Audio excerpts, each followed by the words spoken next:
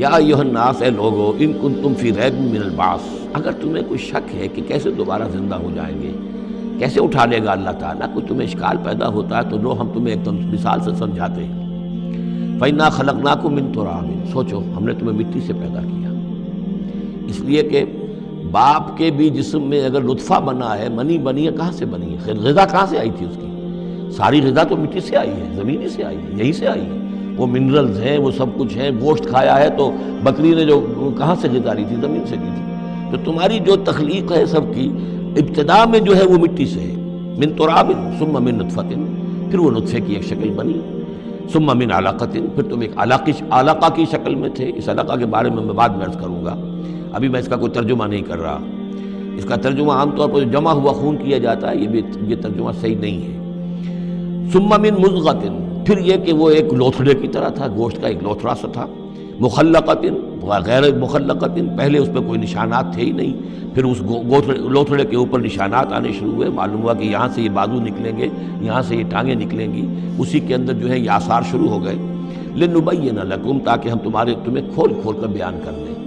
یہ جو بھی سٹیجز ہیں، کہ جو ایمبریونک جو سٹیجز ہیں، اس میں واقعہ یہ کہ اس کے بارے میں کیتھل مور کا میں قول آپ کو سنا چکا ہوں، جو تعارف قرآن کا میرا لیکچر تھا، کہ ان چیزوں کے بارے میں حیران اور ششدر ہیں جو اس وقت ایمبریولوجی کے سب سے بڑے ماہر ہیں، جن کی ٹیکسٹ بکس دنیا کے اندر سب سے زیادہ مستند مانی جاتی ہے، کہ ہم حیران ہیں کہ یہ ساری چیزیں قرآن مجید نے کیسے کہی ہیں، اور یہ بالکل ایگزیکٹ جو ہے تعبیر ہے ان سٹیجز کی، کہ جو رحم مادر میں انسانی جنین جن سٹیجز سے گزرتا ہے، اس کی اس سے زیادہ صحیح تعبیر ہو نہیں سکتی۔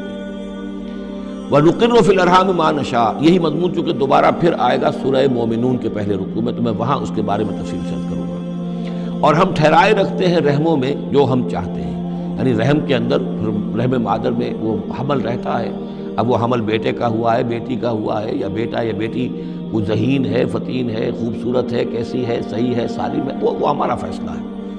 نقر فی الارحام ما نشاء الی اجل مسمى، ہم ٹھہرائے رکھتے ہیں رحموں میں جو ہم چاہتے ہیں ایک وقت معین تک، ثم نخرجکم طفلا، پھر ہم تمہیں نکالتے ہیں اور تم چھوٹے سے بچے ہوتے ہو، ثم لتبلغوا اشدکم، پھر تم اپنی پوری جوانی کو پہنچتے ہو، قوت کو پہنچتے ہو، ومنکم من یتوفی، تم میں سے وہ بھی ہیں کہ جو پہلے ہی ان کا انتقال ہو جاتا ہے، انہیں قبض کر لیا جاتا ہے، انہیں اللہ تعالیٰ لے جاتا ہے، ومنکم من یرد الی ارذل العمر، اور تم میں سے ایسے بھی ہوتے ہیں جو بڑی ہی نکمی ضعیفی کی عمر کو پہنچ جاتے ہیں، لِكَيْ لَا يَعْلَمَ مِن بَعْدِ عِلْمٍ شَيْئًا، کہ پھر وہ نہ جانے سب کچھ جاننے کے باوجود کچھ بھی۔ بڑھاپا آتا ہے تو ایسا آتا ہے، ڈیمنشیا بھی ہو جاتا ہے، ساری ذہنی صلاحیتیں ختم ہو جاتی ہیں، یادداشت زائل ہو جاتی ہے، پھر بچپن کی عادتیں عود کر آتی ہیں، لِكَيْ لَا يَعْلَمَ مِن بَعْدِ عِلْمٍ شَيْئًا، پھر یہ صورت بھی ہو جاتی ہے۔ یہ ارذل العمر ہے جس سے کہ حضور صلی اللہ علیہ وسلم نے اللہ کی پناہ مانگی ہے کہ اللہ اس سے پہلے اٹھا لے، اس سے پہلے کہ انسان اس کیفیت میں آ جائے کہ جس کا نقشہ یہاں کھینچا جا رہا ہے، لِكَيْ لَا يَعْلَمَ مِن بَعْدِ عِلْمٍ شَيْئًا۔ بڑا سقراط تھا، بقراط تھا، کچھ تھا، لیکن اب کیا ہو گیا ہے اس کو دیکھیے۔ وَمِنكُم مَّن يُرَدُّ إِلَىٰ أَرْذَلِ الْعُمُرِ، ان کے لیے دعا کر لیجیے، اللہم اغفر لہ وارحمہ وادخلہ فی رحمتک وحاسبہ حسابا یسیرا۔ ان سے ایک بہت بڑی خطا ہوئی ہے، رجم کی سزا کے بارے میں میں سورہ نور میں عرض کروں گا، لیکن اللہ تعالیٰ تمام خطاؤں کو معاف فرمانے والا ہے۔ اللہم اغفر لہ وارحمہ وادخلہ فی رحمتک وحاسبہ حسابا یسیرا۔ اللہم نور مرقدہ واکرم منزلہ والحقہ بعبادک الصالحین، آمین یا رب العالمین۔ وَمِنكُم مَّن يُتَوَفَّى وَمِنكُم مَّن يُرَدُّ إِلَىٰ أَرْذَلِ الْعُمُرِ لِكَيْ لَا يَعْلَمَ مِن بَعْدِ عِلْمٍ شَيْئًا وَتَرَى الْأَرْضَ، اب ایک تو نقشہ کھینچا انسانی زندگی کا، اس آپ مٹی سے چل کر تم کہاں سے کہاں پہنچ گئے، پھر فوت ہو کے پھر مٹی بن جاتے ہو۔ یہ جس کی یہ قدرت ہے، جس کی یہ خلاقی ہے، جو اس سارے نظام کو لے کر چل رہا ہے، تمہیں اس کے بارے میں کوئی شک ہے؟ اس کی قدرت کے بارے میں کوئی تمہیں یہ شبہ وارد ہو سکتا ہے کہ وہ دوبارہ پیدا نہیں کر سکتا؟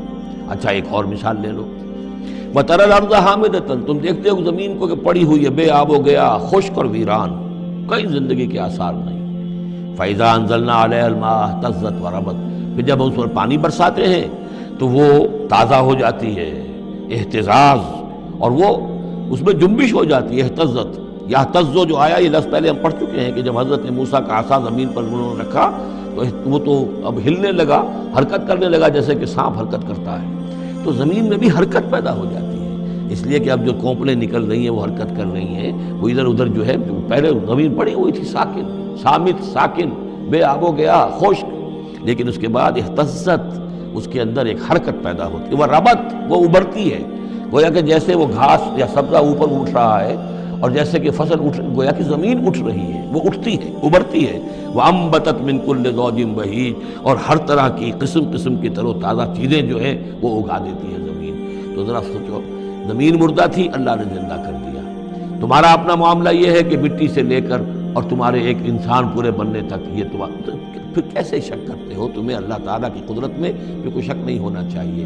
یہ تمہاری زندگی کا سائیکل چل رہا ہے، اور یہ نباتاتی سائیکل چل رہا ہے ساتھ کے ساتھ۔